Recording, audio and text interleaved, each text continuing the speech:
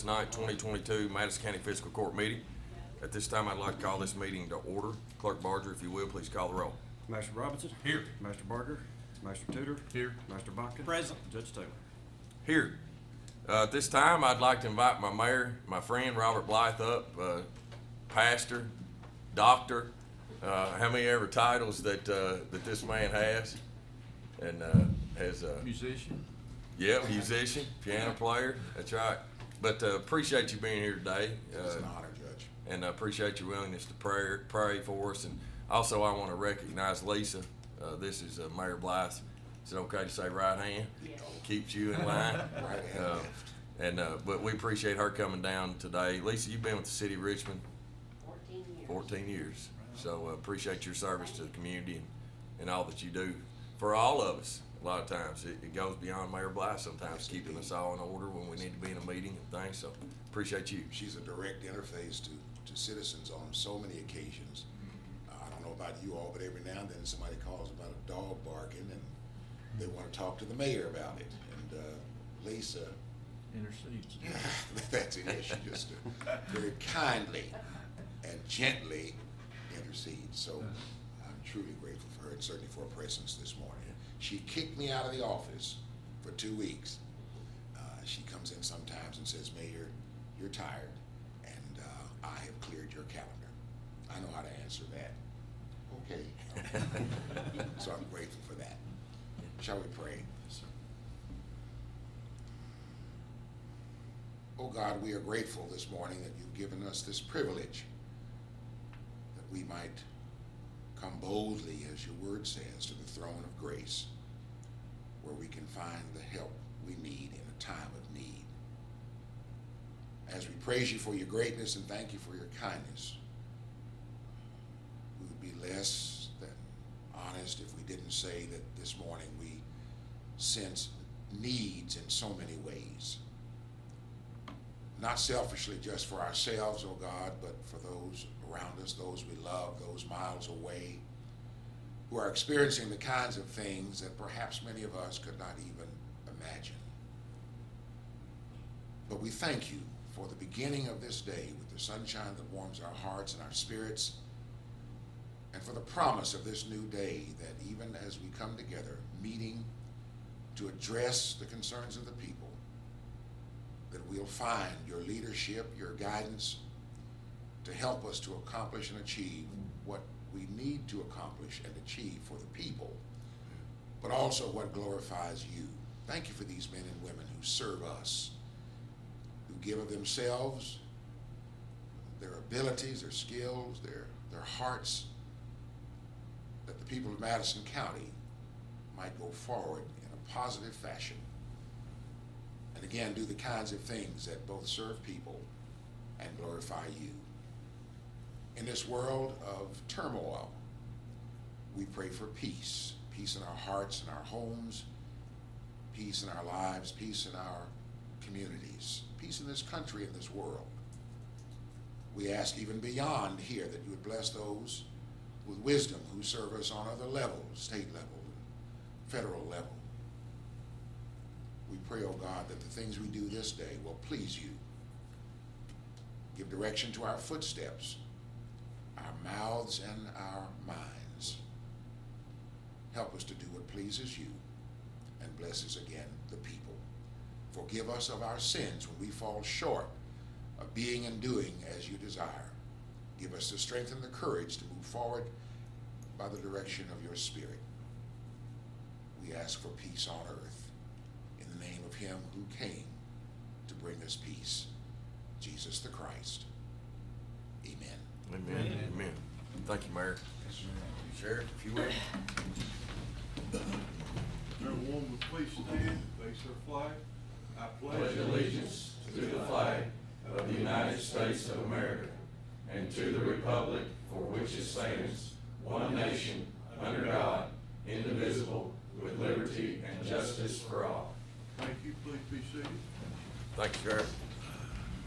I do want to let the court know that Roger couldn't be here with us today. He's under the weather, so everybody be thinking about him, checking on him if you get the opportunity. I think he's okay. He just he couldn't make it today. So Y'all have had a chance to look over our minutes from our previous meeting.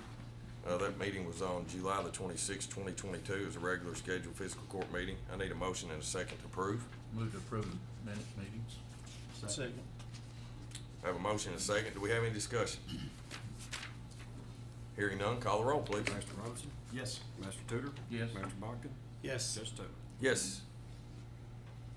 Normally we have our treasurer's report on our fourth, but Glenn was on vacation our fourth meeting, and so she's here today to give us an update on our treasurer's report. Good morning, Glenn. Yes, so this would have normally been given on the last court in July, but this goes through June 30th of 2022. And I haven't officially closed out the year yet, but this is a summary of where we ended. The total balance for all funds at the June 30th, 2022 was $23,351,736.69. Our general fund revenues for the year ended at 121%. Our expenditures were at 47.4%. Our road fund revenues were at 84%, and our expenditures were at 95.8%. Our revenues for our jail fund was 102.5%. Our expenditures were 98.3%. Our LGEA fund was at 120.2% revenues and 61.1% expenditures. CSEP fund was at 20.3% revenues, 21.3% expenditures. 911 ended with 97.9% revenues and 79.5% expenditures. And our health fund had 109.3% revenues and 87.6% expenditures. Now, in the road fund, you'll notice we only had 84%. FEMA owes us a large amount of money, about $350,000, that we were budgeted to get into this last year. We're still waiting, still working on it, getting reimbursed from them. So that's the reason the percentages was a little lower. Okay. Does anybody have any questions? Any questions? Look like, Glenn, all the revenues were quite a bit more than the expenditures, all but the jail was pretty close. Yes. On both of those, and it always is. Yes. Because all the expenses and all the inmates we're housing over there, so. Yes, and CSEP is always, as you can see, it was 20.3 and 21.3, but it's nothing but a pass-through, so there's always money sitting in there at the end of the year that. Yes. All right, any other questions? It's a good year. Thank you. Thanks, Glenn. Appreciate it. At this time, I'd like to ask the court's permission to amend the agenda. We need to add a resolution, an emergency that came up over the weekend. So I need a motion and a second to amend the agenda for resolution 2022-105. Motion to move amend the agenda for resolution 2022-105, Judge. Second. All right, we have a motion and a second. Any discussion? Hearing none, call the roll. Master Bogdan? Yes. Master Robinson? Yes. Master Tudor? Yes. Judge Taylor? Yes. First on the agenda today is resolution 2022-102. It's the Madison County Airport Board Incorporated appointment. A resolution for the appointment of the Madison County Fiscal Court to the Madison County Airport Board, Inc. Whereas the Madison County Fiscal Court is responsible for the appointment of Madison County Airport, Inc. members, and whereas the Madison Airport Board, Inc. has a vacant board member position, and whereas the Madison County Fiscal Court has found Colleen Cheney is fit for the position as board member of the Madison Airport Board, Inc. Now therefore be it resolved that the Fiscal Court does hereby approve Colleen Cheney as a member of the Madison Airport Board, Inc. I need a motion and a second to approve resolution 2022-102. Motion to approve resolution 22-102, Judge. Second. Have a motion and a second. Any discussion? Judge, would that be our appointment or EKU's appointment? Whose appointment is that? So the way that the airport board is set up, it's actually set up between four entities now: City of Richmond, City of Berea, and EKU, Eastern Kentucky University, in the county. And so each one of us gets our own appointment, but we actually have to basically ratify everybody else's appointment. So this appointment comes to us from the Board of Regents, and the KRS that refers to this is 183.132. And so this is the nomination, basically appointment from the Board of Regents at Eastern Kentucky University. Then it comes to our governing body. It'll go to the city's governing body, I think actually tonight. and then it'll go to Berea's as well. And so we have a document that everybody signs once it gets passed by each governing body.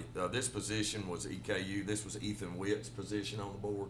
And Ethan actually is no longer with EKU, is with a new lobbying firm. And so this is the replacement for Ethan Witt.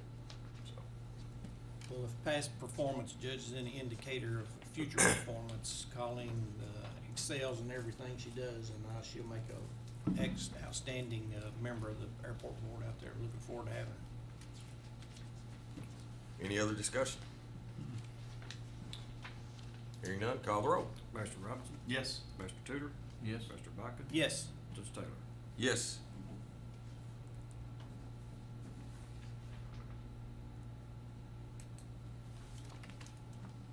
All right, next is Resolution 2022-103. This is the Madison County 2022 ad valorem rates. A resolution to adopt Madison County 2022 ad valorem rates, whereas the Madison County Fiscal Court is legally required to adopt 2022 ad valorem rates in accordance with KRS 132.0225. Excuse me. And whereas the Madison County Fiscal Court desires to accept the compensating rate for real property, and whereas the Madison County Fiscal Court also desires to accept the tangible personal property and inventory rates set based on the compensating rate. And whereas the compensating rate formula for real property will be set at 7.3 cents per 100, and whereas the compensating rate formula for tangible personal property and inventory rates will be set at 11 cents per 100, and whereas the 2023 motor vehicle and watercraft property tax will be set at 10 cents per 100. Now therefore be it resolved that the fiscal court does hereby approve this resolution and authorizes the judge executive and or his designee to execute the same on behalf of the county. I need a motion and a second to approve resolution 2022-103. Judge, I'd like to make a motion to approve resolution 20-22-103, please, as presented. Second that. Have a motion and a second. Do we have any discussion? Judge, if you would, after I get through here, kind of explain what the compensating rate is and how we come by that. And I just want to make the comment that when we came into office 8 years ago, our tax rate was at 8.3%. So we're actually have dropped it 1 whole percent in the last 8 years. So I think that's something to be congratulated for. Yeah. It helps the citizens by lowering their property taxes, even though in some cases their value may have gone up and their taxes may be more, but it's not because the fiscal court our percentage has gone down each year. You explain the compensating rate for everybody. Yeah, the compensating rate basically is compensating the governing body for the total amount of money that we received the prior year. So again, if values go up, our rate goes down, and so where those that got reassessed might, like you said, pay more. All those that weren't reassessed are actually getting a deduction. The PBA is in charge. That's part of his elected responsibility as a state office, is to assess properties on a yearly basis. We have about 36,000 parcels of land between the unincorporated limits and the incorporated limits combined. And I think by state law, he has to get around to so many of those 36,000 every year, which on average I think hits around 8,000. I'd say is a good average. Some years it might be less, some years it might be a little bit more.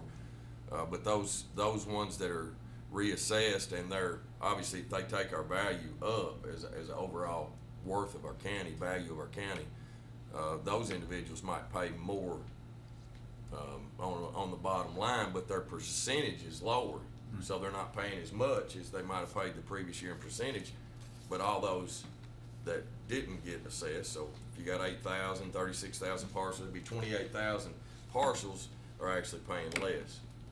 And so where that percentage was 8.3 cents, it's gone down basically a whole $10 per $100,000 of value since we've been here. Well, and obviously new development figures into that equation as well, right? Because So actually, new constructions aren't figured in the compensating rate. When they figure the compensating rate, it's only what was on the tax roll for the previous year. okay. Those new constructions are not part of that figure. Right. Now they'll come in Right, at this new rate. That's yes. exactly right. Yeah, So for example, homes that were built, last year are coming in this year. that's right. They would be in. No different than homes being built this year will be, Next year. Correct, okay. Yep. All right. Yep. Judge, in a little defense for the PBA, he has standards and regs that he has to meet from the state to make the value of the property adjustments. It's not all on Billy. So he has some standards that he has to meet and regulations handed down from the state on the values of the properties. Yeah, there are targets that he has to hit. I mean, based off what the legislature, the state law states. But there is also a process. I mean, there's an appeal process. That's right. He obviously those that the assessments change. He sends out letters. They have an opportunity to come in and sit down and meet with him. If they can't come to an agreement of what, or if that individual citizen, doesn't bring a valid case, then that citizen still has the opportunity to go in front of the appeals board. The appeals board is set up of 3 members. The city of Richmond actually gets an appointment based off of KRS because they're the largest city. And then I get an appointment as county judge executive, and the fiscal court gets an appointment.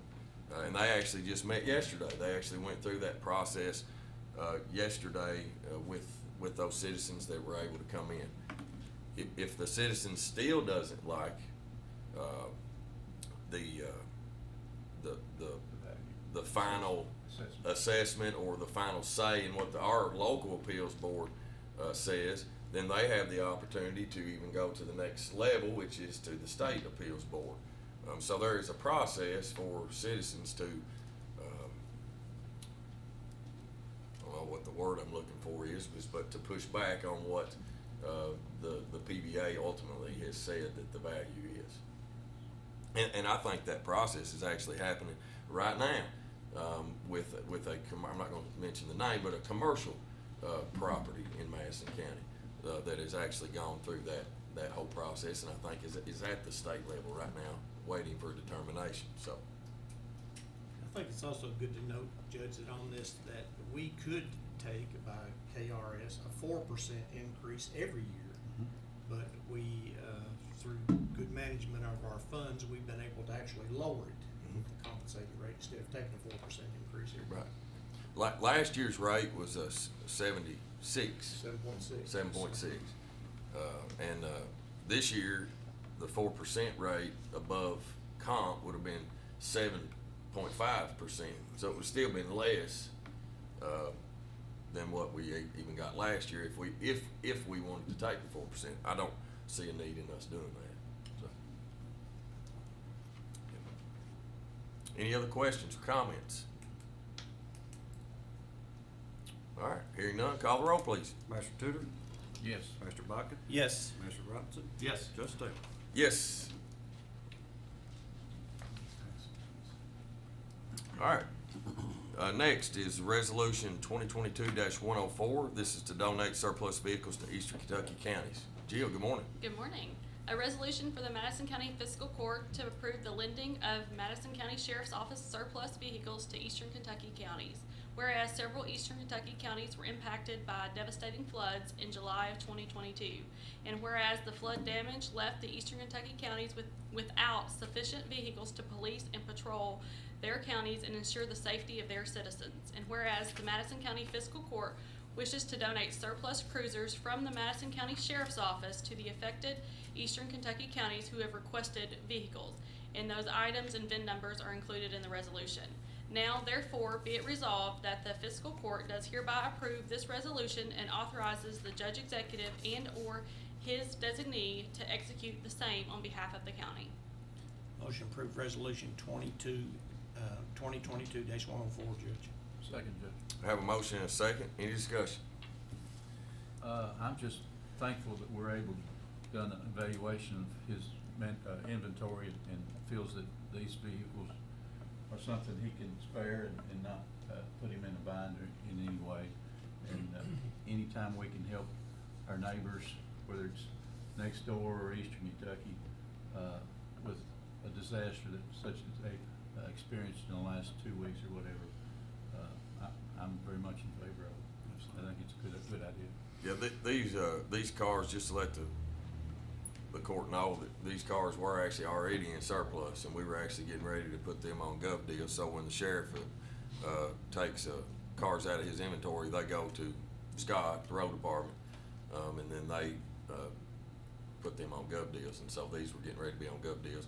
Obviously, I don't want to give a county in need of a bad car, so I had Scott go through them to make sure that they were viable and that would last for quite a few miles to meet their needs. And he said yes. A couple of the cars needed batteries, and I want to tell this story because I think it shows that we do have good people. You know, I mean, sometimes we only hear the negative of the bad things that are going on, but it's always good to have the positive things going on. But one of our local businesses that supplies parts, a couple of batteries were bad, and when Scott went and told them that these batteries were bad, they actually donated the batteries since they were going for that purpose. And so Scott's not here today, and I can't remember what company it was that did it, but anyway, we had local involvement all around, and I know a lot of our community leaders, agencies have all come together and trying to help, and everybody's doing great work to try to help those families and communities in Eastern Kentucky, just as a lot of us did at the tornadoes. You know, I heard Mayor Blythe say last night that, you know, we've been hit in the west, now we're hitting the east, you know, so I just hope it doesn't hit any more in the middle, you know, so. But I appreciate the fiscal court supporting this. So.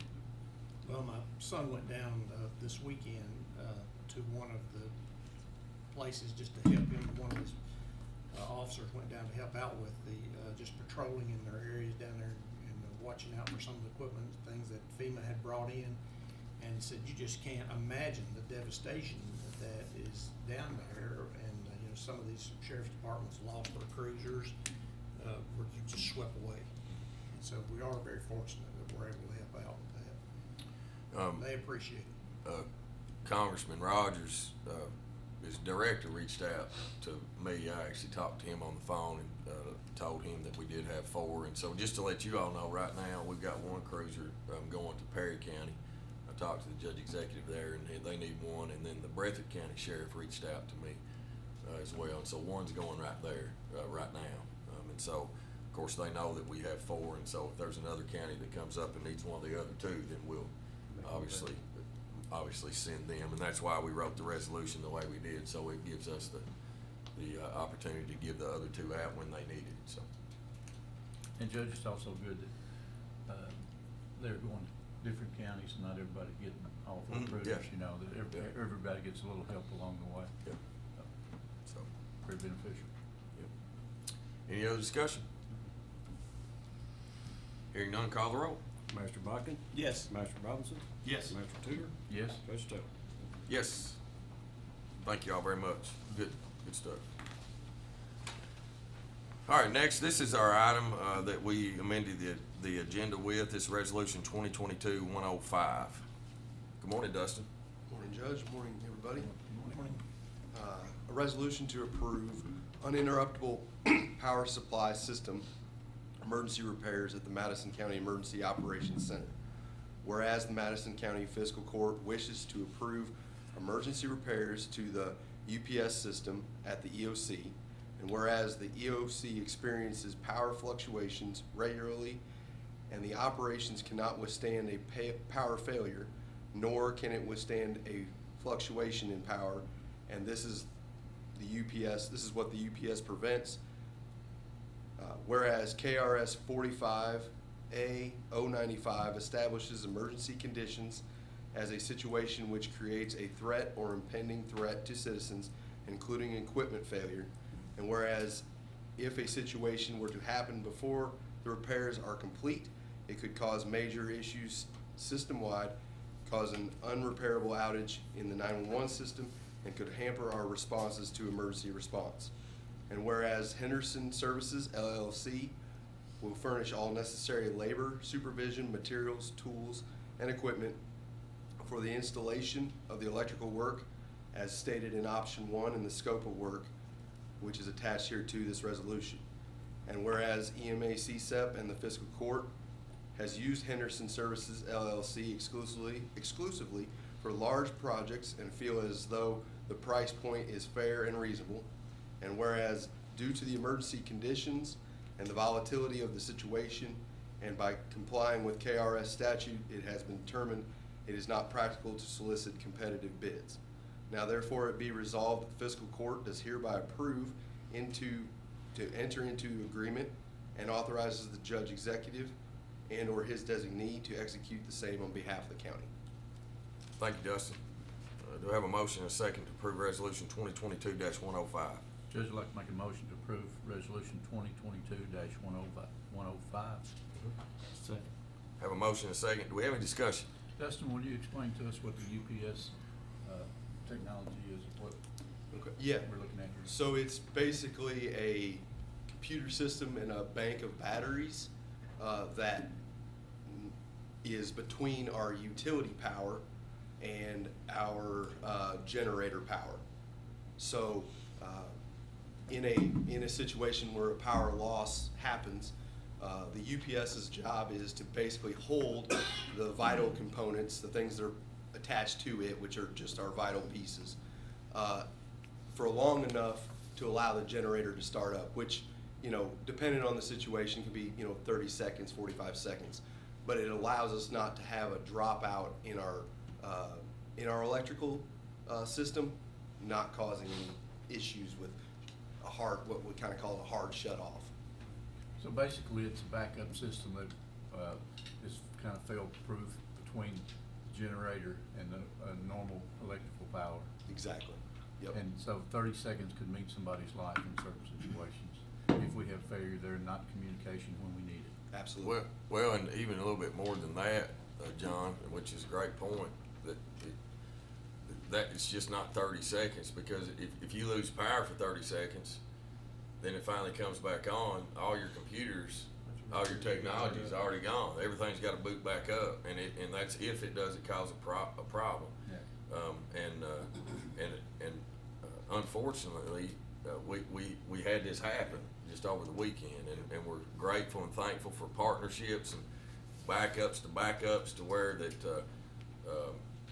911 was not out any calls or did not lose any calls. We have good relationships with the state police and their 911, and so we made it work. But we can't let this happen.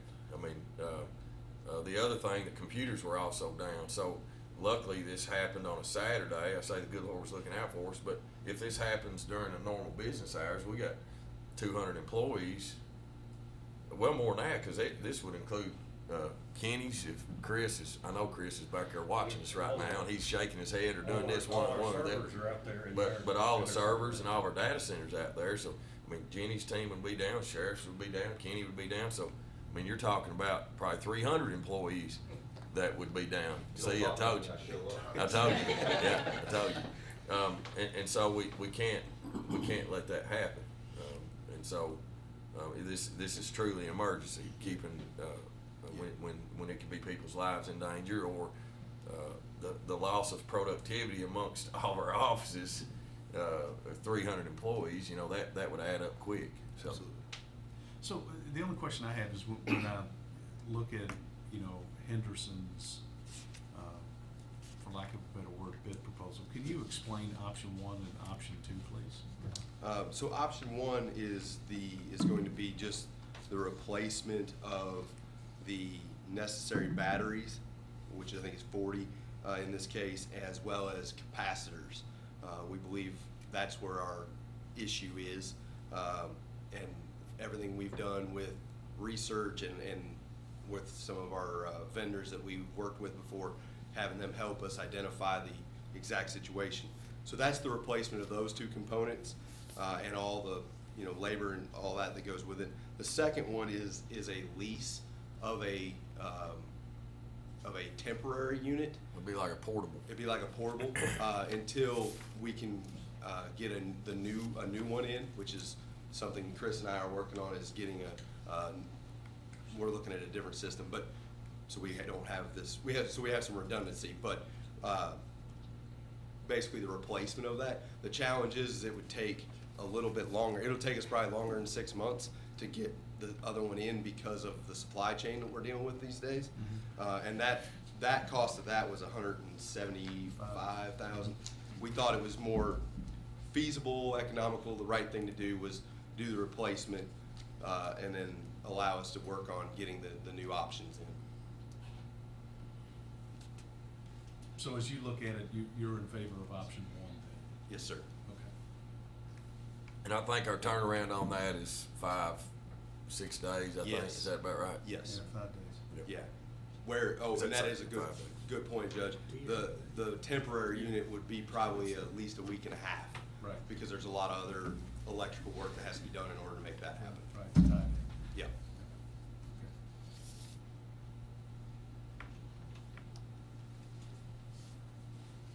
Tom, you want a paper copy to look at? Yes. Very good. Thank you. Yeah, you review. Chris, Dustin, is there anything else to add to that? Do y'all have any other comments that you had? We'll give Tom a few minutes to look over there. But I met with Dustin and Chris yesterday, actually out at the OC, them explaining to me what the issue is.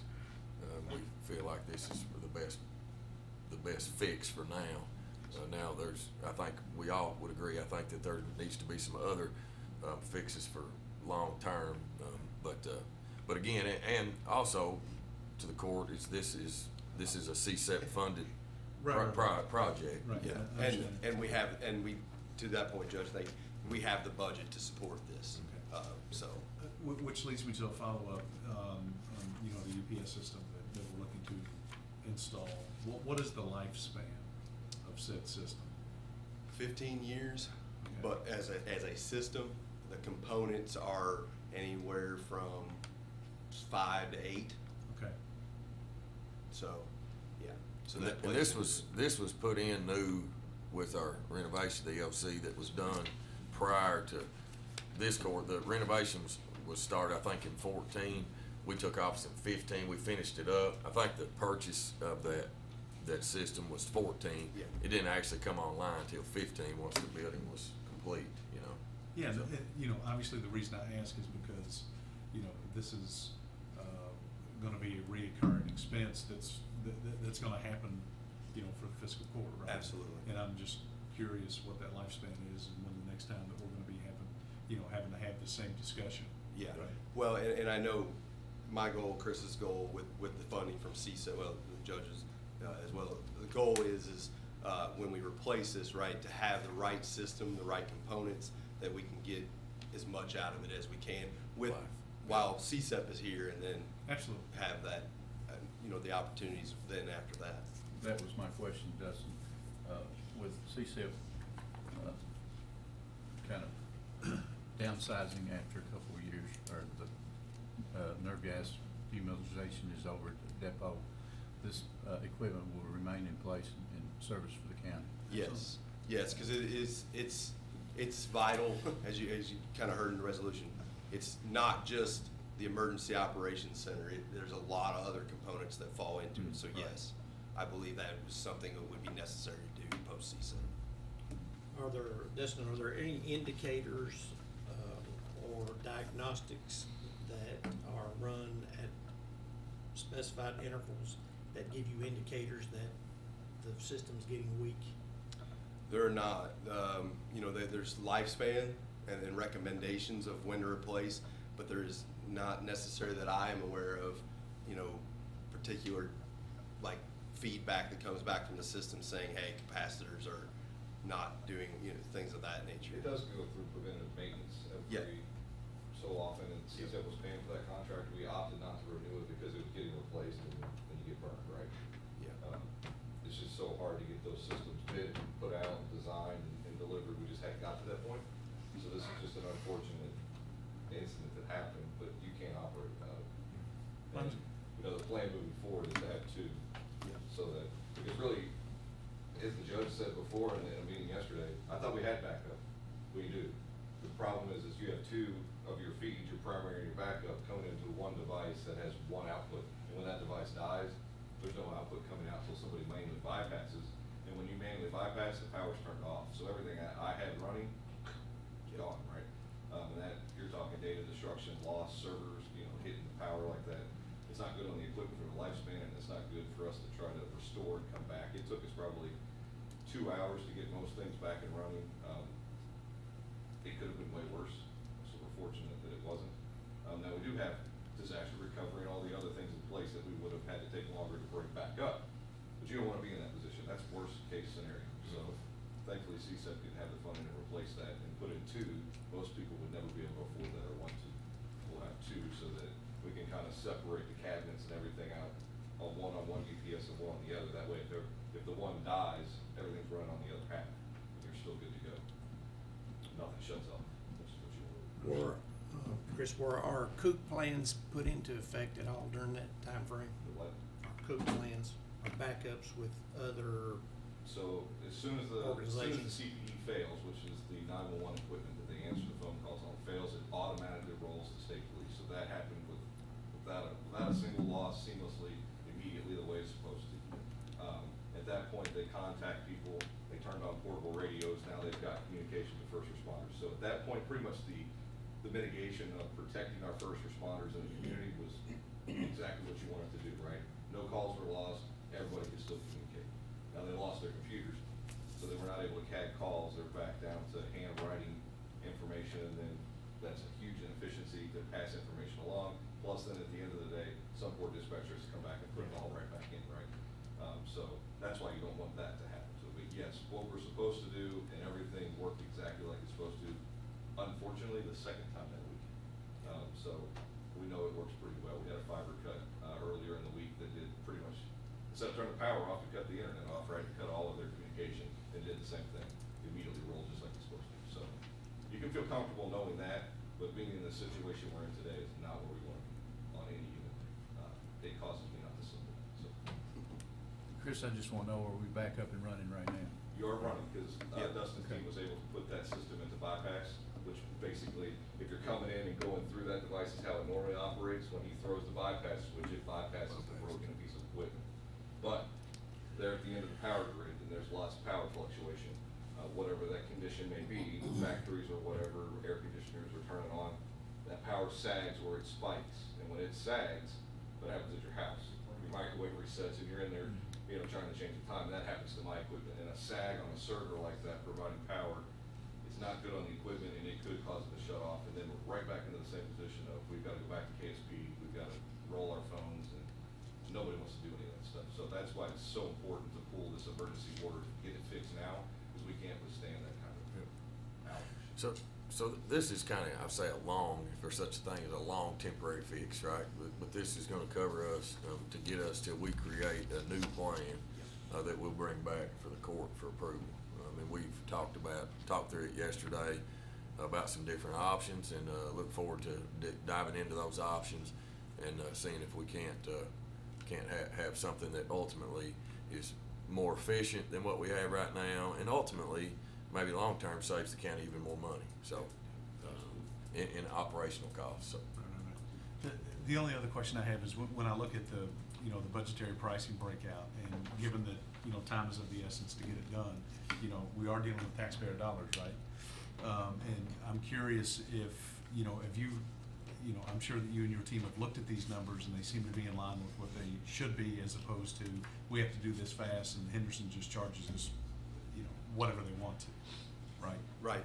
No, we absolutely, we have.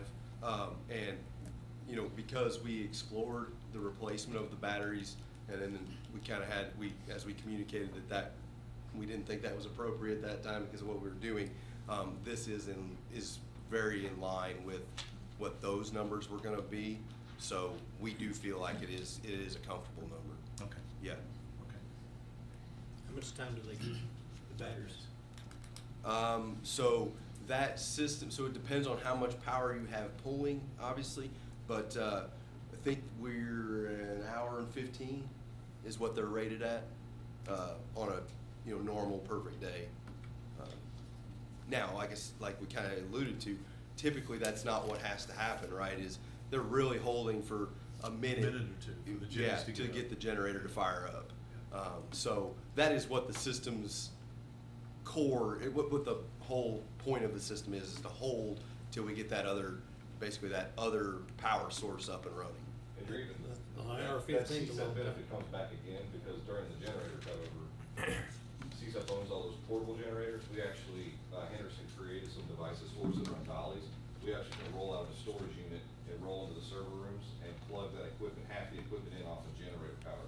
So if we're getting the alarms that the batteries are 30 minutes from dying because the generator didn't start for some reason, but that thing is exercised once a week, so we know it's working. But if it doesn't, we roll those dollies in, we can plug half our equipment into that, run the extension cord out the front door. It's not great, and we can fire up portable generators from CSEP and still fire up. So it sounds like we're not prepared, maybe, but that's not the case. You just don't want to be in that position to have to do those things. That's not the reason you have those systems, right?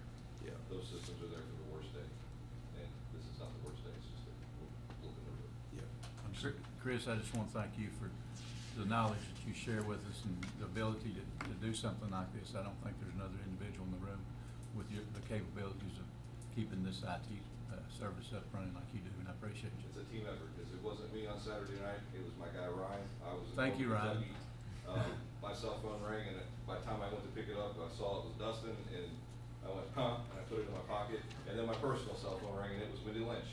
And I went, well, I guess there's something going on. So I said, Jill, I'm not sure what I'm gonna do. Ryan's in Alabama, and I'm in Northern Kentucky. Well, what are we gonna do? I said, I guess I'm gonna have to call Jonathan at the city to come help me. But I said, let me call Ryan and just make sure he's not home. So I called Ryan, he's like, actually, I just got home. I'm like, well, you're going to work. So thanks to Ryan for staying up all night. It was 1:30, 2 o'clock in the morning before we kind of assisted everybody getting everything back up in line. So it's a team effort, it's not It just is. me. Yeah. Thank you all. Thank you.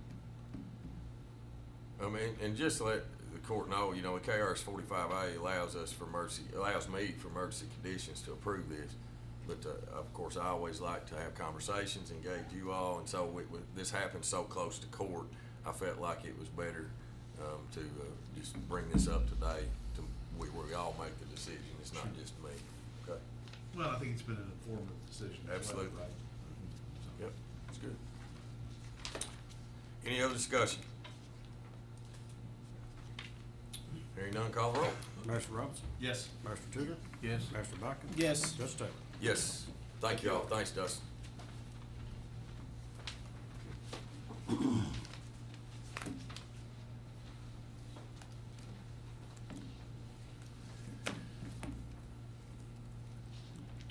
Next, recruitment and retainment update, human resources. Good morning. How are you, Morgan? I'm gonna adjust this a little bit. I'm good. How's everybody doing? Good. Good. Okay, so when you look at the agenda, it doesn't look like we have a ton of personnel today, but Chief here alone has 9 people that we're gonna be either hiring or promoting. So before we went through our personnel, I thought it would be a great opportunity for me to kind of give the court and the community an update on where we are with recruitment and retention. That has been a really prevalent conversation for us to have since February when we did the engagement survey. So I just thought this would be a great time for us to kind of go over positions we have open, departments that are not fully staffed, and then kind of give you a down low of all the hiring and moving around that's happening today as well. So we are currently in the process of conducting a pulse survey. So that went out to employees last week. It actually concluded yesterday at 4 p.m. Just like the engagement survey, it went to all departments. It was completely confidential. I'm the only one, and Jill has access to that as well. And we're kind of assessing some of the things that were discussed in the previous engagement survey. Just to kind of see how our staff is feeling about those changes that we made to the administrative code that was approved, as well as those pay changes that were approved by the fiscal court. So I'm excited to get down to that data and start assessing that in detail now that we've concluded that. Currently, in all of our departments, half of our departments are not fully staffed.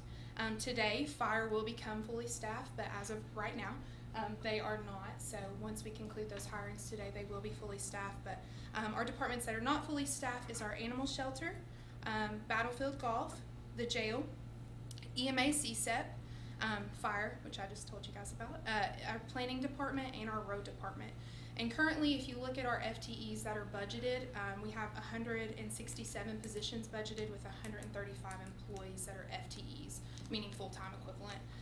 And so that is a 80% staffing across all of our departments as an organization. So just so you guys are aware of that data. This coming week and last week, we've had a lot of interviews going. We had all our fire interviews last week. We've got planning interviews happening this week, EMA CSEP interviews happening this week. We've got a lot of stuff going on. We've got, we're getting applicants in some of our departments, and then some of our departments we're not seeing those applicants come through. So it's really just a hit or miss. We have seen an influx of applicants come in after we're kind of boosting social media posts, reaching out to potential applicants on LinkedIn and Indeed. We're definitely using as many platforms as possible to try to seek out those candidates where we can. But I think everyone is probably going through that recruitment struggle the same as us right now, so it is pretty difficult. All right. So today, most of our positions that we're going to be presenting are internal promotions, and I think that's really great to see in all of our departments. One, it shows that we have people that are extremely dedicated and interested in being in leadership and supervisory roles in all of our departments, and that's always a great thing to see in our employees, that they have that passion for the department and serving our community. So I'm really excited about those that are internal promotions today, and I'm very proud of them.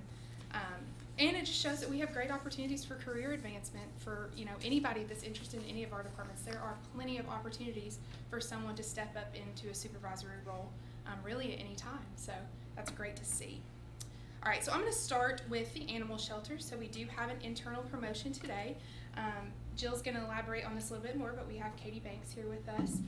Katie was our office administrator, so most of you guys probably know her, but I'll let Jill kind of go into detail about her position and her promotion today. And then in the fire department, last court we approved her to be promoted to our training officer, and for those of you that don't know, her was a battalion chief, which opened up a battalion chief position. As well as we had another firefighter who was a lieutenant, and he went to another department. So we had 2 officer positions open.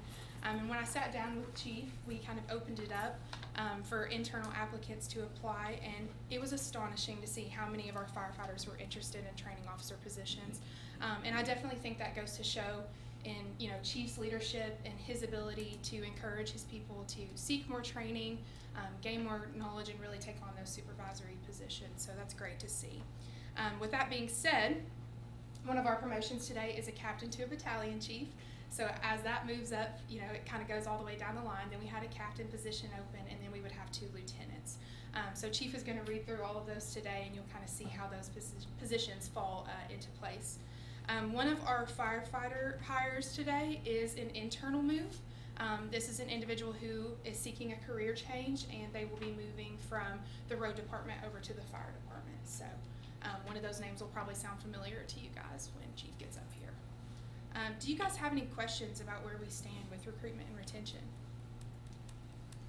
Any questions? Yeah, I mean, I have some, questions and comments. I know that, when we look at whether it's, public, private sector, obviously, people are the cornerstone, one of the cornerstones that we have in the foundation, right? And, I'm happy to hear that we are, retaining, promoting, and we're also, doing work as a court and HR, to get, pay up to where it needs to be. But, I still have that, voice in the back of my head that, when we had our surveys back in the spring, that it's concerning to me that the number that jumped off the page to me, that we have 88% of our employees that are potentially actively looking for other jobs, okay? And that's still there. And I'm kind of curious, what is your feel from an HR perspective, where we are with that 88% that we have that are looking? And then also, what are we doing, to help, retain? I mean, I know the job market is tight. It's everywhere. It's absolutely everywhere. And I know that working for, government, just isn't the job that it used to be, okay? And I get all that. But, what are we doing to, fill this gap, of the 80% staffing levels that we have? Mm-hmm. What are we doing differently?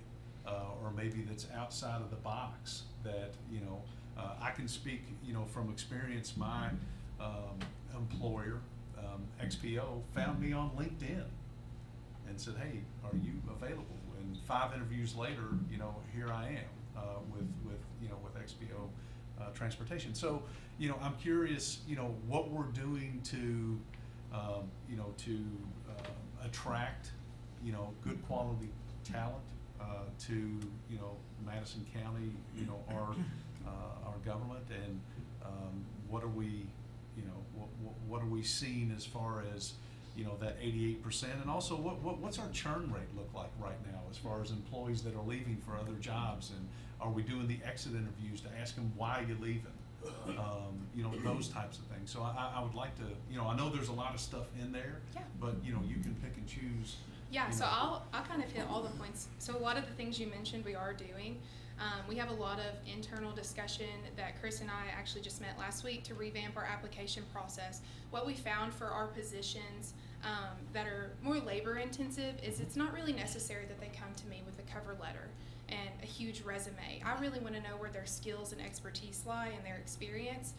And so I think sometimes with our current application process, with how extensive it is, it kind of may be a reason why some people are like, that's too long, I'll just go apply on Indeed or somewhere that's a little bit more accessible. So we're in the process of redoing that. We're currently conducting stay interviews with our longer serving employees, and we've been doing those since the fall of last year, as well as those exit interviews. And we're also continuing communication with our employees, and I think that's something we'll continue to do. I think, you know, just for your awareness, we have the same question as if you're seeking other employment on the pulse survey, so I'll be happy to compare the data between the first one to now to see where we've made improvements. But I think something that maybe we haven't done as successfully in the past as we're doing now is communicating with our employees and our frontline staff.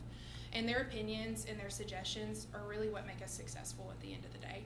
And so I think that they really value us considering their opinions and continuing to get these pulse surveys out and these engagement surveys to really show that we value and we plan to implement the changes that they suggested. And that's what we did do in the admin code. All of those changes that were implemented were from suggestions from employees and department heads.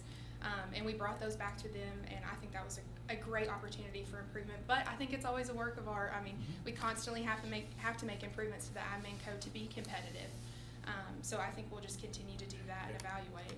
And I'll add a little bit to that. I mean, I think we have. I mean, this court made some great decisions since last February, and it all comes from that survey. And in some of our areas, we have seen improvement from those decisions that we all had made, but some it hasn't.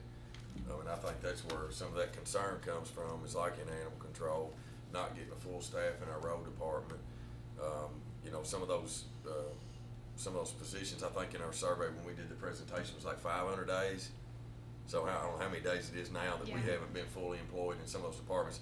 I feel like in the jail, you know, having a conversation with Steve, hard time, but I think that pay increase that we did has really helped them retain more and be able to recruit some more as well. But some it hasn't. So, Yeah, and just so you're aware too, Ben, we have our department head meeting on Friday, and I had spoken with Judge Taylor about the opportunity for us to have an internal career fair, where we include Sheriff Coyle and his team. We include Kenny if he has any positions open. We include Steve. Everyone is welcome to come, and that gives the opportunity for us to, you know, do interviews on the spot and get everybody, you know, moving quick through the process. And it gives individuals a little bit more accessibility to, outside of their traditional work hours, to come and meet with our team and potentially see colleagues they may work with and really get to meet their supervisors if they're interested in a position with us. Well, and I also hope that, you know, sometimes what falls along that whole retention line is that, you know, we're also, you know, helping, you know, those frontline soups and department heads be better leaders, right?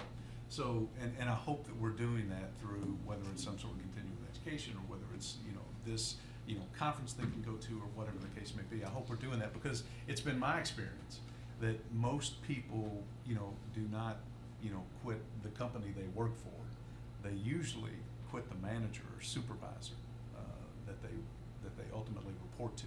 So I hope that we're also, you know, working on, you know, the development, you know, of the leadership that we have as well, and, you know, to where they can be, you know, better leaders, better managers, and they have all the tools that they need to continue to, you know, to retain their employees and mentor their employees for promotions like, you know, we see in the fire department.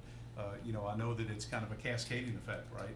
So when one bumps out, it's boom, boom, boom, boom, boom. You got all these different, you know, positions that now come available, and it makes me feel you know, I'm happy to hear that, you know, at least in the fire department, that there is an enthusiasm, you know, an opportunity for, you know, for advancement.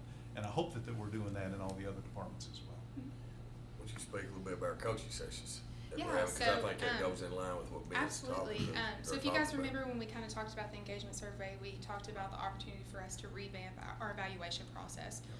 And the national trends and just discussion with employees has proven that our employees like that one-on-one time. And it can be difficult in our larger departments especially that have 20-plus employees.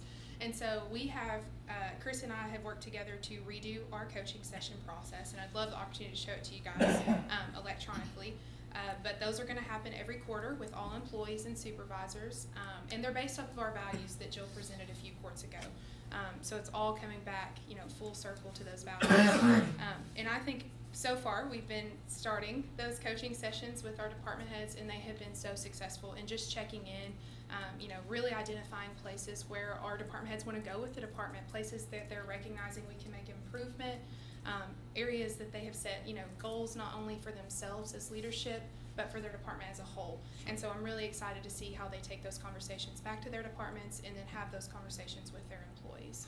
Well, and me too, because, you know, I would assume that, you know, the department heads that we have within the county are no different than in any other department of the business where, you know, the department head is, you know, ultimately playing whack-a-mole every day, okay, is the best analogy that I can use and visual that I can give, as opposed to, you know, some long-term thinking about where they want their department to go, right? And I hope that we're giving them that time to start thinking about the big picture, as opposed to whack, you know, all the different fires that come up all over the place that they have to fight every single day.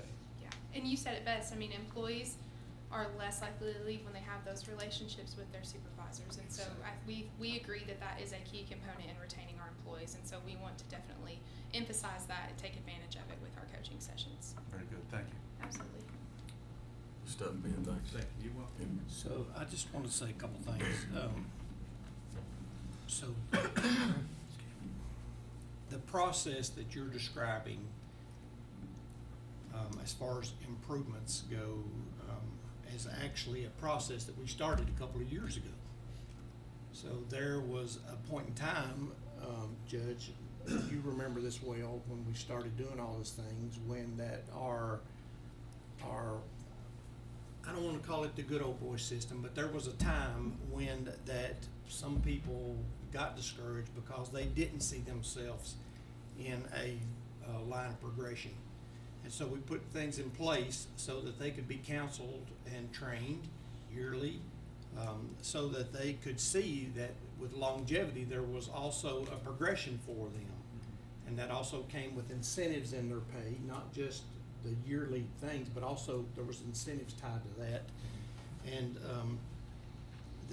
one of the things that happened from that, and I'll just use the road department for this, was the LTAP training. Most of the people down there, if not all of them, have been sent through the Kentucky Training Center. The Roadmasters And program. Yes, and the Road Scholars Program, which was all a good thing.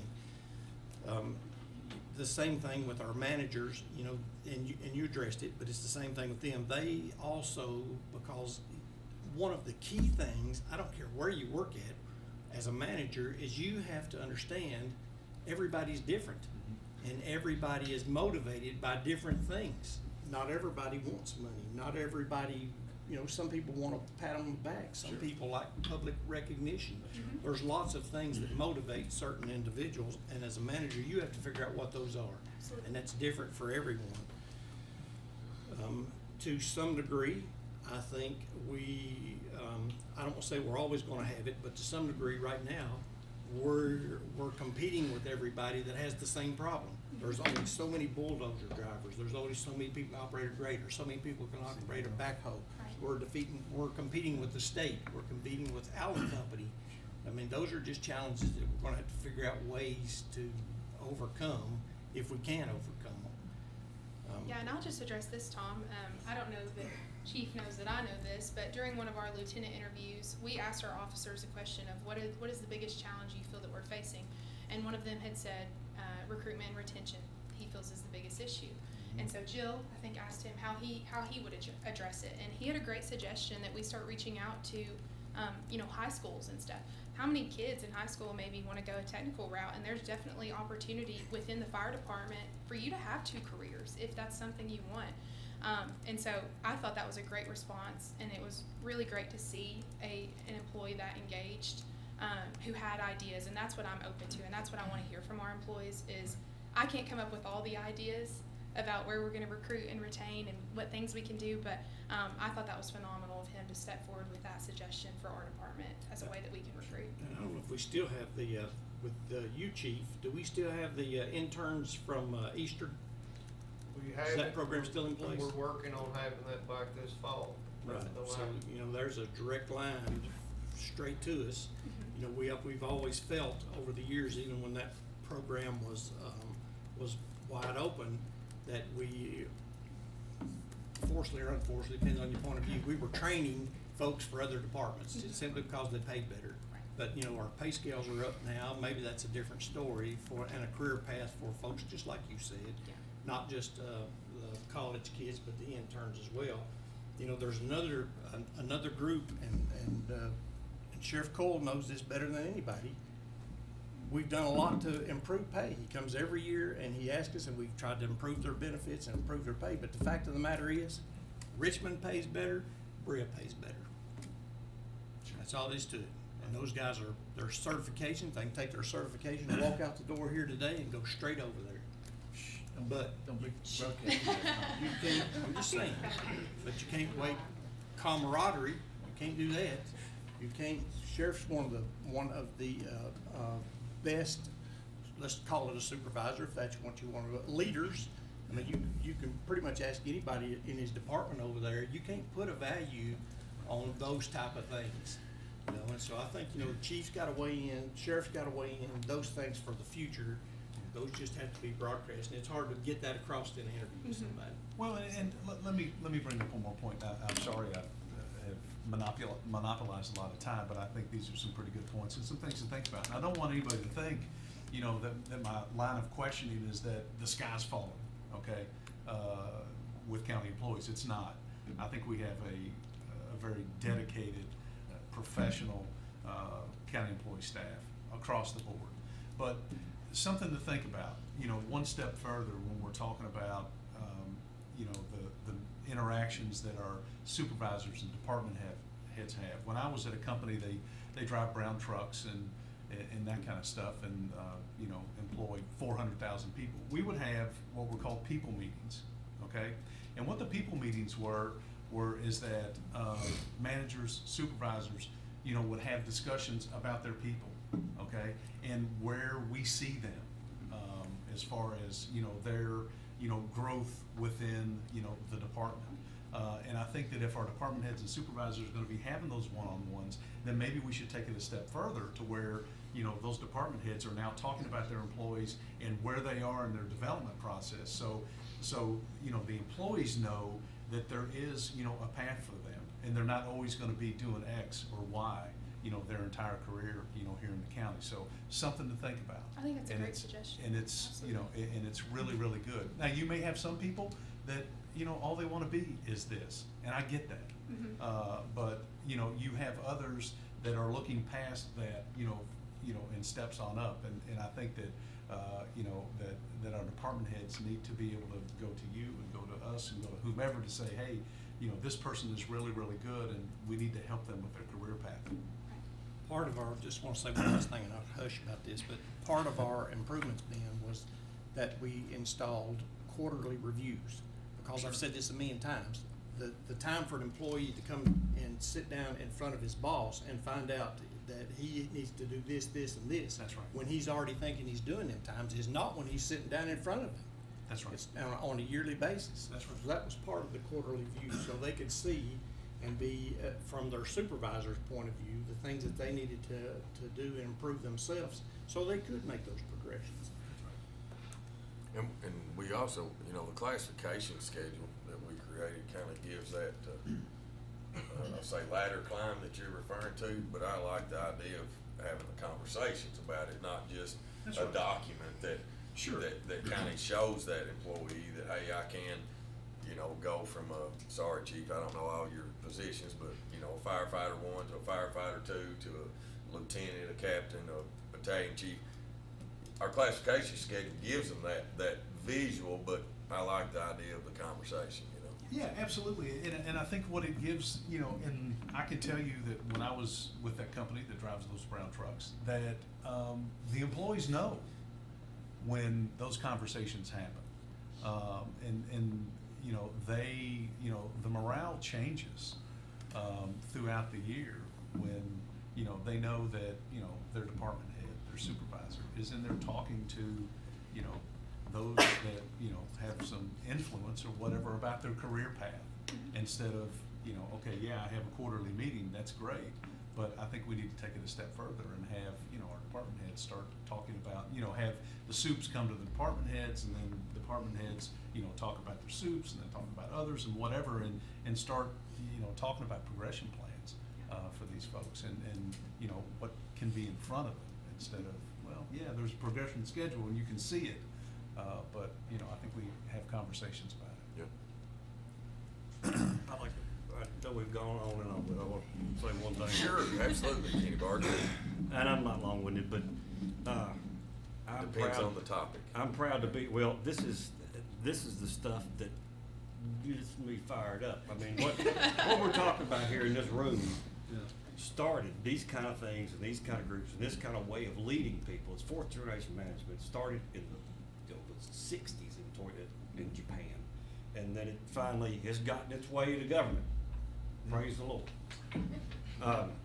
But you're right. The people that are closest to the problem are closer to the solution. If somebody comes to you with a problem, that's the next question you have for them. What would you do?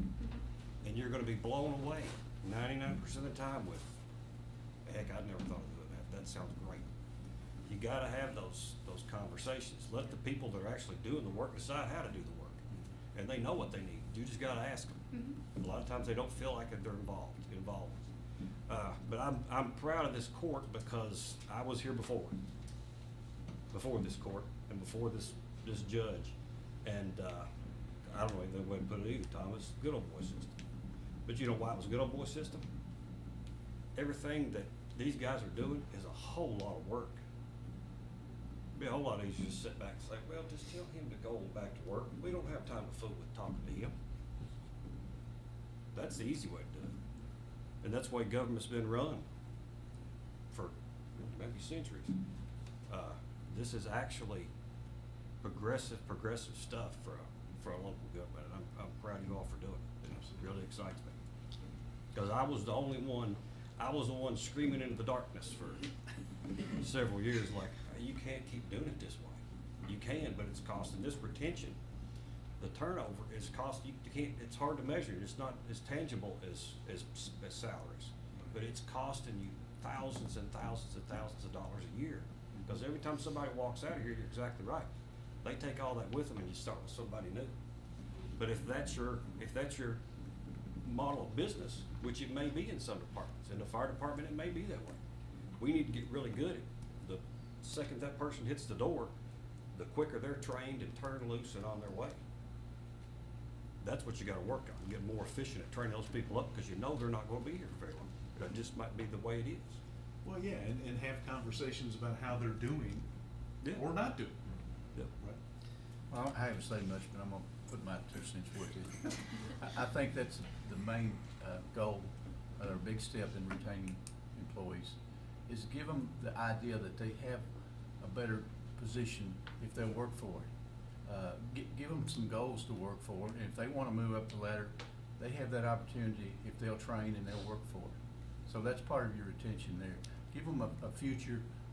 There's something, I can still work at this company, but I can improve my salary, I can improve my days off, I can improve my life if I work at it. That's all I got to say. And I'm gonna end with this one, is that some of this discussion, I want the court to know and have the confidence that these are things that we're talking about here today that are implemented. You know, these in some form or fashion, we are continuing to improve the conversations. Not to start them, because we've already started those conversations. Our department heads are having those conversations through the coaching sessions, through the evaluation process, through the decisions that we bring back to you all as part of the admin code to approve for the next year. All these things that we're talking about are happening in some form or fashion, and what we're going to take out of this conversation today is how can we continue to improve and make it better to retain and recruit employees. So I want you all to have the confidence today when you leave here that we are doing these things that we're discussing in some form or fashion. Not that we're not doing them and that we have to implement them. They're already implemented. So it's just how to improve. All right. Thank you. Thank you, Morgan. Great report. All these people that say they're not long-winded. Judge, if they start with that, you know not to believe them. Dustin, is our first one up for personnel? Yes, we'd like to recommend Mackenzie Davis to the court for approval for the role of Public Relations Specialist, and Mackenzie's here with us. This is a replacement position that is budgeted. In the past, this role has been our CSEP Public Information Officer, and due to the roles and responsibilities of the position, we changed the title to better reflect the job duties, because it includes things like social media management and community outreach activities, in addition to the PIO responsibilities, the Public Information Officer responsibilities. The hiring committee consisted of myself, Morgan Elliston, Chris Israel, and Jill Williams, and her start date, if so approved, will be August the 17th at a salary of $40,000. All right. Do I have a motion and a second to approve Mackenzie Davis as our EMA Public Information Officer? So moved. Second. Have a motion and a second. Any discussion? Mackenzie's with us today. Obviously, you all can see her standing up, standing up there. So, all right. No discussion. Call the roll. Master Tudor? Yes. Master Bakker? Yes. Master Robinson? Yes. Judge Taylor? Yes. Thank you all. Thanks, Mackenzie. Look forward to working with you. Welcome aboard. Next, personnel in the animal shelter. Good morning again, Jill. Good to see you again. I am here to make the hiring recommendation for one of the internal promotions that Morgan had mentioned during her report. I'd like to recommend Katie Banks as our Director of Animal Care and Control. Katie has been with the county and with the shelter since September of 2019. And has done a fabulous job. She'll be promoted in her from her position as office administrator to the department head of animal care. She's excelled in her current role, and we are excited for the opportunity for her to take this promotion. So I am recommending to the court that she be promoted into this position at a salary of $44,000. Start date. Oh, her start date in the new position will be Wednesday, August the 17th. Motion to hire Katie Banks as presented, Judge. Second. Have a motion and a second. Any discussion? And I will say that we did put this out, and we did do, I think, 3 interviews. Is that right? Yeah, we brought 3 candidates in for interviews. The interview committee consisted of Wendy Lynch, our 911 director, Scott Shepard, our road and solid waste supervisor, Morgan Elliston, and myself. Those departments are the ones that interact with the animal shelter most frequently and have a good understanding of the roles and responsibilities there. So that's kind of how we determine who's on those committees, and overwhelmingly, unanimously, Katie was the decision. She excelled. She excelled in her interview, for sure. All right. Good. Any other comments? And obviously, Katie's here with us today. So for those of you who don't know Katie, you'll see her more frequently now, as she will be a department head. So from time to time, she will be coming before the court, asking, giving reports, all the things of that nature related to animal care. And sheriff's office is always a great partner in working with our animal control, and so his team actually, I got a recommendation from someone on his team, as well as some of the others, on asking for Katie, as well as Steve's team that works with her on the inmate program. So Team efforts, good stuff. Any other discussion? Hearing none, Call the roll. Master Baca? Yes. Master Robinson? Yes. Master Tudor? Yes. Judge Taylor? Yes. Congratulations, Katie. Proud of you, Katie. Thank you. All right, let's see. Next is personnel in the fire department. Good morning. Talking about being long-winded, you gonna be right here. We're gonna be here for a Lord few mercy. minutes. As Morgan said, we've got some promotions, we've got some classification changes and some new hires all. I'll start out with the, classification change.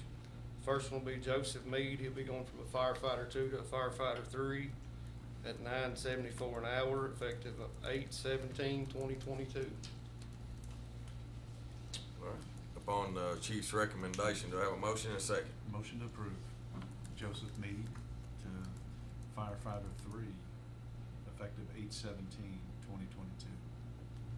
Second. Have a motion and a second. Any discussion? Hearing none, call the roll. Master Robinson? Yes. Master Tudor? Yes. Master Baca? Yes. Judge Taylor? Yes. Next one will be a Jackson Roder from a firefighter 2 to a firefighter 3 at $9.74 an hour, effective 8/17/2022. And what him and Alex both are, they've completed their IFSACs 1 and 2. All right. And Chief, if they're here today, just let's recognize No, they're them. not. They're both- But when we get to Yeah, those that I are will. here, we'll have them. Yeah. All right, upon the chief's recommendation, motion and second. So moved. Second. Motion and second, any discussion? Hearing none, call the roll. Master Tudor?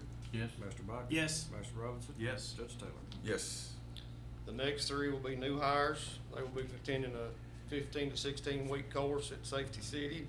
When they come back, hopefully in that 15 to 16 week period, they'll all be a firefighter 3. That's what we're planning on doing through the recruit class. They'll come out and be at that level. The interview committee consisted of Battalion Chief Herb Lovett, Lieutenant Amanda Sloan, Captain Greg Cox, and myself. First one I want to make is William Jordan for firefighter 1 at $8.74 an hour, effective 8/31/2022. Do I have a motion and second? So moved. Judge. Have a motion and second, any discussion? Hearing none, call the roll. Master Baca? Yes. Master Robinson? Yes. Master Tudor? Yes. Judge Taylor? Yes. So these individuals will be the 8-hour, 5 days a week, is that what we're, yeah. Yes. And then we work in Safety City. Yep. The second one will be Shane Thornton, $8.74 an hour for firefighter 1, effective 8/31/2022. Move to approve. Second. Have a motion and a second, any discussion? Hearing none, call the roll. Master Robinson? Yes. Master Tudor? Yes. Master Baca? Yes. Judge Taylor? Yes. And the third and last of the new hire will be Justin Harvey, $8.74 an hour as firefighter 1, effective 8/31/2022, and Justin is here with us today. Good to have you, Justin. Upon chief's recommendation, motion and a second. So moved. Second. You're gonna get good. That's good right there. I'm gonna need all 3 of them said. That's right. Harmonize. That's right. Yeah. Call the roll, please. Master Tudor? Yes. Master Baca? Yes. Master Robinson? Yes. Judge Taylor? Yes. Now we get into the internal promotions. We had, I think, 8 candidates, correct, Morgan, that applied for these positions. When Battalion Chief Lovett moved up to training officer to open his position, and we had a lieutenant that left. So we'll start out with Benjamin Hall for lieutenant. It'll be effective 8/17/2022. It's $11.74 an hour, making an annual salary of $39,563.80 upon completion of IFSAC Instructor 1. Motion to hire Benjamin Hall is presented, Judge. Second.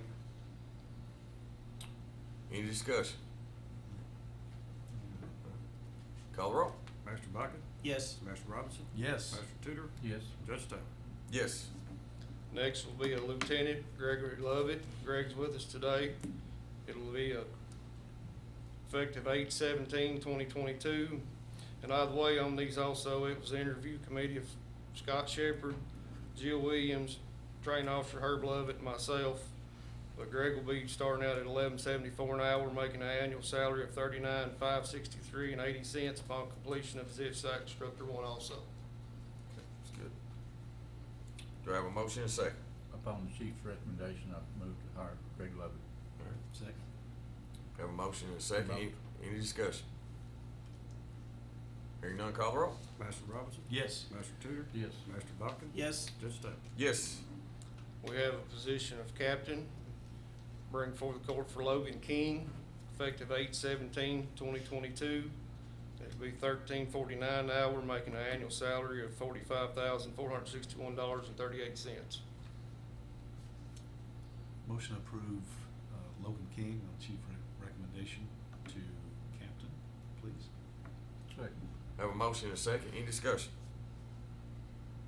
One thing just for the court, you know, a lot of times in the past, with the firefighters, with that low wage to the citizens, you know, they think that's all firefighters make, and they don't realize the hazardous duty and how you figure the mandatory overtime and all that. And so that is one reason why Chief is reading out what that total does look like for a firefighter at that lower wage. But I bring attention to it because if you take in this situation, the $13.49 times your normal 40-hour work week, it's not going to equal the $45,000. And so I just want to make sure the court is aware of that if somebody forgets about the hazardous duty and the mandatory overtime. So, if no more discussion, call the roll. Master Tudor? Yes. Master Buckton? Yes. Master Robinson? Yes. Judge Taylor? Yes. And the last promotion will be for battalion chief, be Greg Cox. Greg's with us today. Effective 8/17/2022, make an hourly $15 an hour, making an annual salary of $50,550. Do I have a motion and a second? Judge, upon the chief's recommendation, I'd like to approve Greg Cox's promotion. Second. I have a motion and a second. I have to say that Greg is a wonderful leader, and we don't often get a firefighter from Berea or Richmond, but in this case, Greg was with Berea and came over to Madison County, and I'm so thankful he did because he's a good person, he's a good leader, means a lot to the community, and so appreciate your willingness to step up and apply for this position. It's proud of our committee for choosing you. So we do have a motion and a second. No more discussion? Call the roll. Master Buckton? Yes. Master Robinson? Yes. Master Tudor? Yes. Judge Taylor? Yes. Thank you all. I also Thanks. want to thank Morgan and Jill and Judge Taylor for all the hard work and everything this court's done to help move us forward. Thank you, Chief. Thanks, Thank you Chief. all. Appreciate Thanks, you. All right. Next is judge report. I'm going to try to run through this fairly quickly, but we do have a lot of community events going on, a lot of things going on in our community, which we should all be proud of. A lot of great agencies, nonprofits that are always hosting functions for our citizens. Berea Parks and Recreation, the Berea Fire Department are hosting a B-Town Spray Down today from 2 p.m. to 4 p.m. So anybody that's got some kids at home or live around down by the skate park there in Berea from 2 to 4, there we'll be having a little fun down there with some water, I would think. Richmond Parks and Recreation and the Richmond Fire Department are doing somewhat the similar same thing, and it's their last park and play of the season. That will be tomorrow from 1 p.m. to 3 p.m. at the 450 Keeneland Apartments. That's near the leasing office. That says make sure you bring your water clothes. So those are a couple fun summer events before school gets started back for our kids. There's a Bourbon Jam Festival that will be this Saturday, August 13th from 10 a.m. to 10 p.m. at the Richmond Mall. They'll have live music, car, motorcycle show, food trucks, events for kids. It really will be a good event. I think there's expecting a lot of attendance to that event. Madison County Schools and Berea Independent Schools first day for students is Wednesday, August 17th. And then Model Lab School's first day is Monday, August 29th. Please be mindful of the increase in traffic, school buses. I know we always announce that about this time of the year every year just to bring attention to the fact that schools are going to be starting back. Chenault Vineyards is hosting their Vibe and Vines Music Festival on Saturday, August 20th, beginning at 10 a.m. Please visit their website for tickets and more information. The 10th Annual Hospice Care Plus Bowling Tournament will be Sunday, August 21st at Galaxy Bowling Center in Richmond, and that'll be from 2 to 4 p.m. All bowlers are welcome. Contact Hospice Care Plus in Richmond for more information. And then just to bring attention to the new state road project, the State Transportation Cabinet is doing on the 52 section, 52 corridor, would be 52 West, from Wallace Mill all the way to Duncannon exit at 83. That work started on August the 1st and is going to continue, I think, through November of 2024. So it'll be kind of a long project. So just be mindful of that. And if you're going that way toward Lancaster or that part of the county, just know that there could be some hesitation in your travel, some stops. If you want to detour around that, you can always go down to Berea 76 exit and hit 21 over to Paint Lick. That would be probably a safer route that would get you completely out of that construction. That's the end of my report. Next is comments from magistrates. John Tudor, I'm going to start with you today. Okay. Scott Shepherd and I've been riding some roads and finalizing our blacktop efforts coming up for this fall, and we're about to get that completed. I want to thank Scott. We made some tough decisions because we have a little money to go a long way, and kind of did our most needed roads. We felt like with this money, I just want to thank him for all the efforts he puts in down at the road department and all the other employees. We had a fairly good turnout at the fair this year. Of course, we had rain almost every night, and the truck pull and the tractor pull were canceled, but most of the events went through, and it's good to see a lot of folks out there and enjoying, especially bringing the kids out and enjoying the rides and everything, and the exhibits they had out there for the 4-H'ers and the FFA and all the young people. That's what fairs should be about, is young people, and showing them some things that they wouldn't normally see about some of the exhibits that happened on the farm and so forth. School is, like the judge said, starts this week, and so just be mindful and be cautious of the buses and the kids waiting out to get on the school buses. I've got a couple of places that I had requests for school bus loading signs, and haven't been able to get those put up yet, but I'm still working with the state on some of those issues. So just be cautious and mindful of children loading the buses and out in the streets this week. I appreciate all the new hires and the promotions we had this morning. Good job, guys. You've done a lot of hard work, or you wouldn't be receiving these promotions. We appreciate your work. Judge, that's about all I got to say this morning. Thanks, John. Appreciate it. Ben? Real quick, to kind of dovetail on to John, I thought that it was a successful county fair, even though that we had weather that was good at times and bad at times. But I agree with John. It's for the kids and FFA and those folks. And while I was there, I got to see some kids attempt to ride sheep.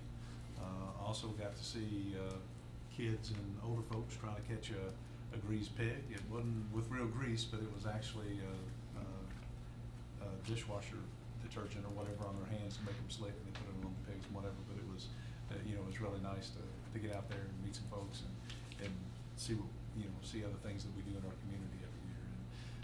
And I'm with John as well about the new hires we had. And I appreciate, Morgan, the discussion that we had today. Again, I don't want it to feel like that I believe that the sky is falling on Madison County and our employees. It's not. I just want to make sure that the employees that we have have a career path for them. They understand it, and that we're also doing some training with our supervisors and department heads to make them better leaders for the employees that they supervise. Also welcome aboard the promotion at our animal shelter. I know that you've done a great job for many, many years, and I look forward to you continue doing a great job there, and also at CSEP as well. So thank you all. And as John said, I've had some discussions with Scott Shepherd as well about some road pavings that we're going to be doing in the first district, and those announcements are forthcoming. So be patient and understand that money is not unlimited. And I wish that we could pave every single road, but unfortunately we can't. And the priorities that we've set on ones that we are gonna be paving are good ones. So, more to come on that, and thank you. Thanks for Appreciate you, Ben. Yep. Tom? Just quickly, Judge, I want to start out by just echoing what the other two have said on one thing, except I want to just give you a pat on the back and the credit for having the vision. Several years ago, when we had the first discussions about creating an HR department, because we didn't always have that, and that was a train wreck right from the very beginning. But that came a long way. We had Rachel, Morgan, you're continuing on carrying in those footsteps, and I mean, things are heading in the right direction. We're way, way, way better off now than we used to be, and we appreciate all of y'all for doing that. Judge, we thank you for that. I'm also met with Scott there talking about the 4th District Blacktop, and just like they've all said, we've got way, way, way more bad roads, and we've got money to blacktop them. Yeah. So, I think we've pretty much finalized that list, and who gets it is who's gonna get it. The worst is what's getting it. That's just the way it works. It's okay if you just still call. If you think your road is one of them that needs that, please give me a call and leave me a message, and we'll consider that and look at it and make sure it's not something that's either on the list or something we can put on the list. We'll go as far as we can with the money we have. And we've literally blacktopped in subdivisions and stopped midway in the subdivision because we ran out of money. I hate that, but that's just the way we have to do it. Please be aware that on Crooksville Road on 499 and over on Cal East, the state is getting ready to blacktop those roads. They've been doing ditching work over there for a couple of weeks on both of those, and they're getting ready to blacktop those soon. So just be aware that that's getting ready to happen. That may have to change your routes. Hopefully we can get Cal East done before school starts, because that is a busy road when school starts. But anyway, they're heading in the right direction. Also want to say that, and to go along with that, some of you all of the 4th District, a lot of y'all, as a matter of fact, live on a state road. And the reason I'm saying this is because almost all of the state resources right now are in eastern Kentucky. Yes. And I know you've got problems, and I still want to hear about the problems on your roads, and we'll still send them to the state, but I'm asking you to please be patient with those folks if you live on a state route, because their resources are in eastern Kentucky. And I'm telling you, those folks are devastated down there. So I know it's serious, and your problems are serious, but please just be patient with those. As soon as they can, they'll get to that. To go along with that, they've been slope mowing, Judge, down on 595. They have one side of it done all the way down to the river. Unfortunately, the slope mower broke. So one of you's got one side's mowed down, the other side is not, and it may be a while before they can get back and get to that, simply because their equipment's down. And I can just tell you, they're not real fast in replacing equipment. We've got some meetings next week, I think, at the conference, the local issues conference in Louisville. And I'm gonna try to see if we can get to transportation and talk to them about that. It's just crazy that the Madison County has one slope mower. I mean, it's just ridiculous. When it goes down, it's down. But we wanna try to see if we can't get that helped out and fixed up. I don't know if anybody's been down, Judge addressed it, but the state is working on the 52 connector now to put that through down at the end of Duncan, and Judge wouldn't believe what that looks like. Yeah. I've not been down through there. It's just, That's it's unreal. I've had several questions about the S-curve, and the judge and I've done a little research on that. But the plan as we know it right now is that they are gonna take the S-curve out. And if you live over in that area, you know exactly what I'm talking about. So hopefully that holds through. We're not positive that it's going to, but we hope it will. So that's it, Judge. And if anybody else needs me, they can reach me at 200-9765. Thanks, Tom. Council, No, sir. you good? Kenny? No, sir. You good? Sheriff? Well, I would just like to say to the court, I'd like to thank the citizens of Madison County during this disaster in East Kentucky. We've been able to send some deputies up to help where deputies are not able to work. They don't have cruisers or whatever, and I'd like to thank the court for their generosity today for helping out. But citizens, we've had stuff cruiser, we've been working with other help in the county to acquire material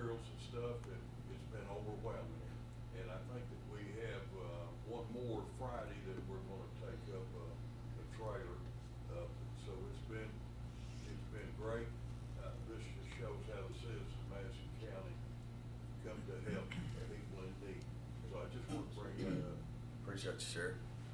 Steve? Just to echo what Mike was talking about, the collections for Eastern Kentucky, the jail is also a drop-off point. We've got a trailer out back, and please stop by, the water and cleaning supplies, whatever you can spare, and we will collectively, and then the sheriff will give that stuff to Eastern Kentucky where it's needed. Good. That's good. Thank you. Comments from department heads? Just wanted to make the court aware of two things. So in support of the operations that are going on in Eastern Kentucky and the flooding, Madison County Emergency Management has deployed 3 individuals, Jasa Conley, Taylor Hoffman, and Shane Brinley, to support as part of the Bluegrass Emergency Response Team and support in the command structure that's coordinating those operations down there. And additionally, we had 3 individuals from our office, Mick Cablin, Matthew Webb, and Cole Baker, who assisted us along with EMS and the bus garage in taking our medical buses to some locations, some nursing homes and hospitals, and transferring patients between those. So just wanted to make the court aware of that and appreciate the court's support and Judge Taylor's support in those endeavors. So Thank you, Judge. you bet. Thank you. Comments from the audience? It's good to see you. I'm glad you're here. I love it when we get some audience, so. And then before we close, I do want to thank Mayor Blythe again, Lisa, for being here today. It means a lot that you all sat through the meeting. Most of our pastors will pray, and they slip out the door, but really appreciate you. Some wait for the pledge, but some don't. Yeah. But, May I just? absolutely. Just want to say this, one, that we too are attempting, City of Richmond, received communication from Congressman Barr's office that perhaps we might be able to help with Fifth District in its efforts. And we're going to respond, of course, because we're blessed to be able to once again. Right. The other thing I want to mention is last night at the Farm Bureau event, interesting that the most comments that I got were how pretty Main Street is when you come to the top. Come to the hill, of cemetery, yeah. And you see the nice, pretty black top and the lines. Yeah. But we're trying to get some of those things, that's what the state to matter. Yeah. But you'll also notice that the state is working on the curbs Uh-huh. to help make it more ADA compliant. And so these things are coming. But again, patience, I think, for all of those is going to be necessary now. Thank you, Judge. Yeah, thank you. Main Street looks fantastic, so kudos to you all. But again, I appreciate you being here. It means a lot. Next is pay the claims, approve the transfers. Do I have a motion and a second? So moved. Second. Any discussion? Hearing none, call the roll. Magistrate Robinson? Yes. Master Tudor? Yes. Master Bakken? Yes. Judge Taylor? Yes. Our next fiscal court meeting will be August the 23rd, 2022. It'll be right back here in our Madison County Fiscal Courtroom in Richmond. That'll be at 9:30 again on August 23rd, 2022. I need a motion and a second to adjourn. So moved. Second. Call the roll, please. Master Tudor? Yes. Master Bakken? Yes. Master Robinson? Yes. Judge Taylor? Yes. Thanks, everybody, for being here. Thank you. Appreciate it.